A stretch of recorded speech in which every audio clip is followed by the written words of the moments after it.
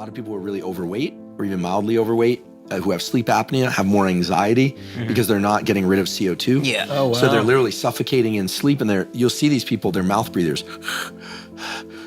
Not even necessarily just people who are overweight. So it's not good to be a mouth breather.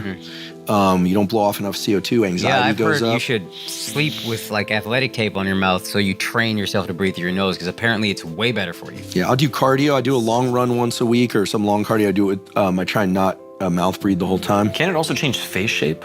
Yeah, so there's a wild book called Jaws, A Hidden Epidemic by colleagues of mine at Stanford, and they have these twin studies. One kid grows up in a culture where they eat a lot of soft food, drinking Capri Sun, eating applesauce, baby food. The other one is, got stuck in the jungle or wherever it is, and they're chewing on bones and chewing their food. And one kid, these are identical twins, has beautiful jaw structure and high cheekbones, and the eyes look nice and clear. The other kid is like droopy, the teeth are there, and their mouth breathing. They show this, there's one case of this young girl who she got a pet hamster, I think it was, got a allergy to the hamster, and literally took this beautiful young girl, and her face just starts aging at a rapid rate. They get rid of the hamster. She goes back to nasal breathing. They do a little encouragement of nasal breathing using the mouth closure thing at night, do a little bit of medical tape. And these beautiful, almost like model-esque features come back in this girl. Jaw shape and the clear to the nasal passages. Really there's no reason why any of us should ever I had braces, but all your teeth should fit in your mouth, right?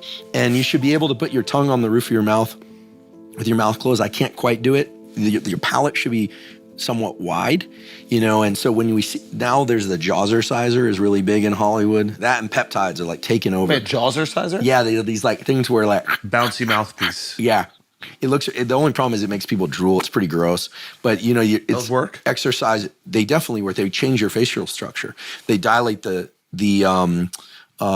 nasal passages. You look at somebody who keeps their facial muscles strong. And this is for women and men, their jaw muscles strong. We're not talking about there's certain people who are like genetic freaks, like my friend Laird Hamilton. He's got, his like big old neck and like huge jaw. Like he looks like an actor from the 70s or something. He's just naturally that way.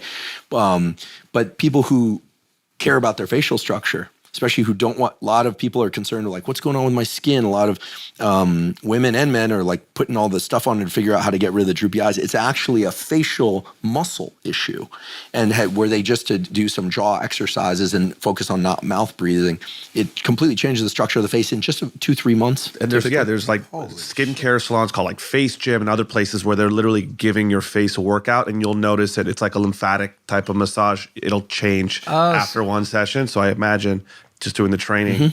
Yeah. So when girls are getting like, maybe this doesn't work actually, when girls are getting filler to like put in like, they have the hollow space or whatever here or here, does that? Well, I look at the plastic surgery thing now, and it's kind of crazy. I mean, maybe this just reflects my age and my generation, but I see some people with wearing so much dark eye makeup, plus they're getting the cheekbone inserts. They look like skeletons. Now that's not, listen, everyone's got their taste, especially if they're really lean, but facial structure is something that can be modified.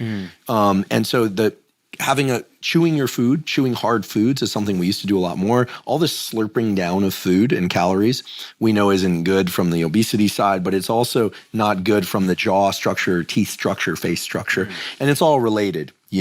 So that book Jaws is amazing. People can just look it up online if they want to buy the book. Just do Jaws, mouth structure, face structure, and then just go images, and you'll see these pictures. And this was known in the 1800s. There was a book called Shut Your Mouth by a British doctor who talked about the fact that people who snore, sleep like this, and then during the daytime they become mouth breathers. He said they become less attractive than the people who are nose breathers. Yeah, it's pretty interesting. Fuck. Yeah. It's really interesting, and this is like a zero-cost thing, but it's not emphasized enough. At all? Yeah. Yeah, It's not I've emphasized. heard This is about crazy. Crazy. Yeah. I mean,